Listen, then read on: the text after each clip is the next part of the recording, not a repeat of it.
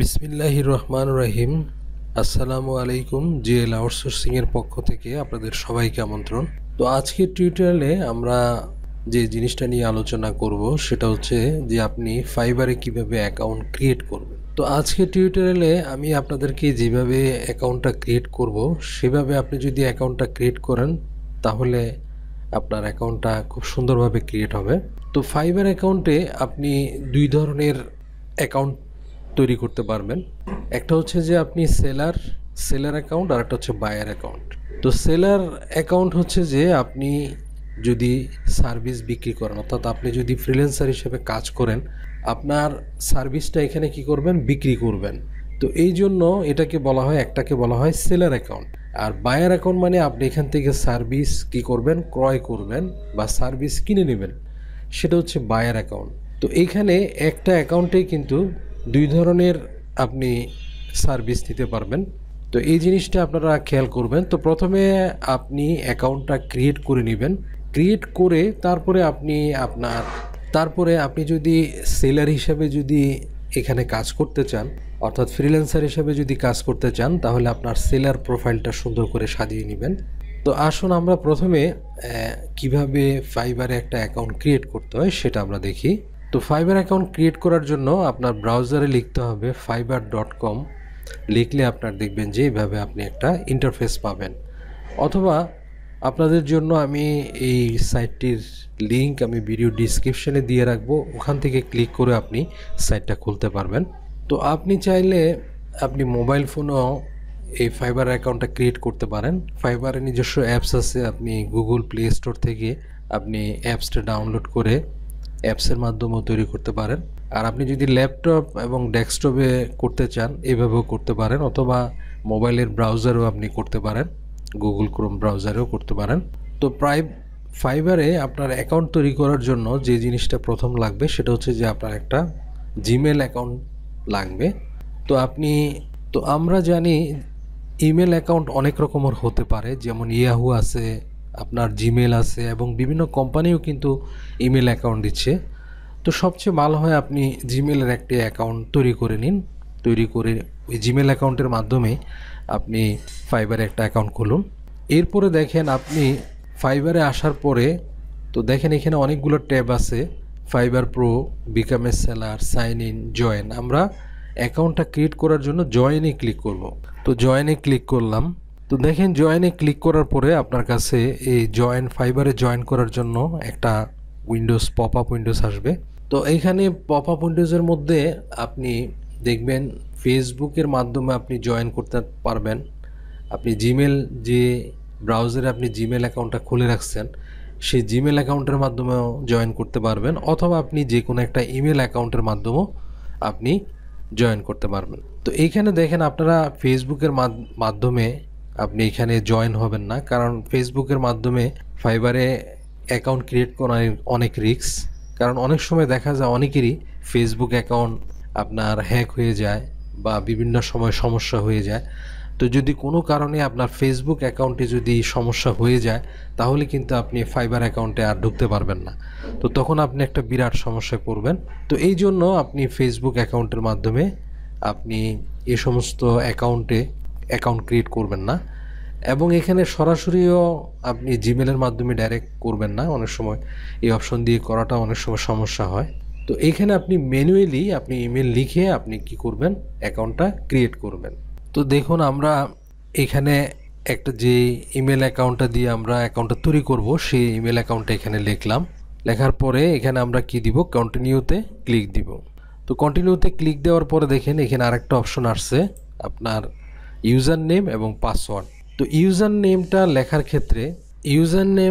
লেখার ক্ষেত্রে সাধারণত দেখা যায় দুই রকম সিস্টেম দেখা যায়। একটা হচ্ছে যে অনেকের নামটা ব্যবহার করে ইউজার নেম দিয়ে থাকেন, এবং অনেকে কিওয়ার্ড ব্যবহার করে ইউজার নেম দিয়ে থাকেন। তো আপনি যদি কিওয়ার্ড যে কাজ করতে চান সেই কাজ রিলেটেড যদি কিওয়ার্ড ব্যবহার করে যদি আপনি ইউজার নেমটা দেন, তখন অনেক সময় দেখা যায় আপনার প্রোফাইলটার র্যাঙ্কিংয়ের জন্য ভালো হয়। যেমন আপনি ডাটা এন্ট্রির যদি কাজ করে থাকেন, ডাটা এন্ট্রি লিখে আপনি ইউজার নেমটা দিবেন। তারপরে আপনি অথবা এখানে আছে ভার্চুয়াল অ্যাসিস্ট্যান্ট, তারপরে আরও যে রিলেটেড কাজগুলো আছে সেইগুলো দিয়েও আপনি কি করতে পারেন, ইউজার নেমটা দিতে পারেন। তাহলে এটা আপনার কাজের র্যাঙ্কিংয়ের ক্ষেত্রে অনেকটা ভালো হয়। তো এই যে দেখেন, এই যে উনি ওনার নাম দিয়ে ইউজার নেম দিছে, উনিও দেখেন নাম দিয়ে দিছে। যেমন উনি দেখেন, এটা আমরা ডাটা এন্ট্রি রিলেটেড বিভিন্ন প্রোফাইলগুলো দেখতেছি। এই যে এই ব্যক্তি দেখেন, উনি এক্সেল লিড দিয়ে উনি একটা কিওয়ার্ড দিয়ে কি করছে, ওনার ইউজার নেমটা দিছে।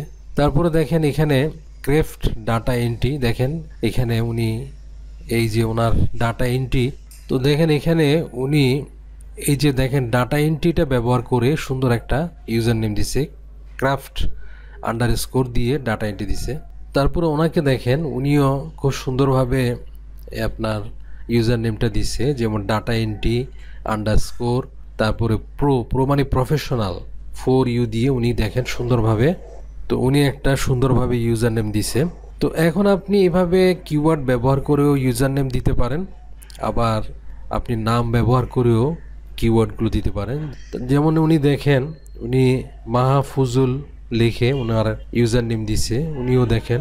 তো এইভাবে আপনারা ইউজার নেমগুলো দিবেন। তবে আপনার অনেক সময় দেখা যায় কিওয়ার্ড আপনার ইউজার নেমে যখন কিওয়ার্ডগুলো ব্যবহার করে যখন আপনি ইউজার নেম দেন, অনেক ক্ষেত্রে আপনার র্যাঙ্কিংয়ের জন্য ভালো হয়।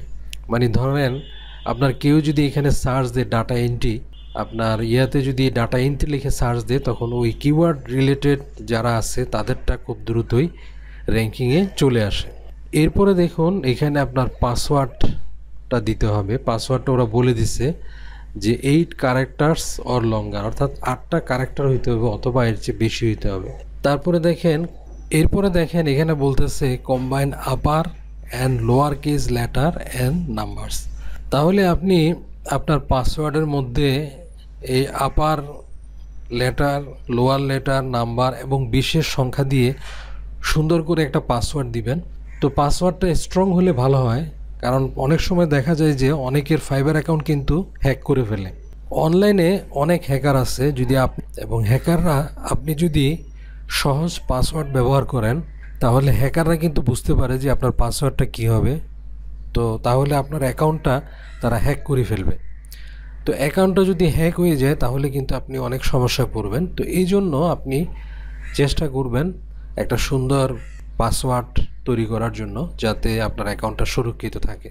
তো আমরা এখানে একটা ইউজার নেম দিব, এখানে পাসওয়ার্ড দিয়ে আপনার জয়েনে ক্লিক করব।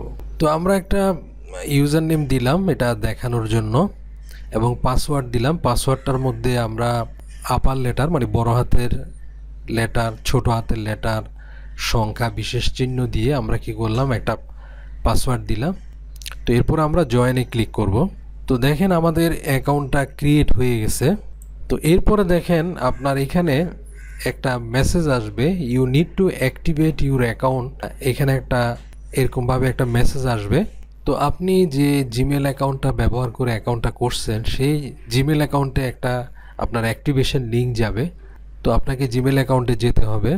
তো আমরা জিমেল অ্যাকাউন্টে গেলাম। তো দেখেন এই যে active your new account, fibre থেকে একটা মেসেজ আসছে। তো এখানে অ্যাক্টিভেট ইউর অ্যাকাউন্টে ক্লিক করবেন।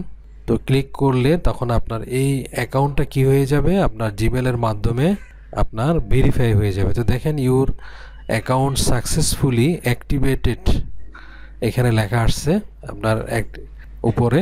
তো তাহলে দেখেন আপনার সাকসেসফুলি আপনার অ্যাকাউন্টটা ক্রিয়েট হয়ে গেছে।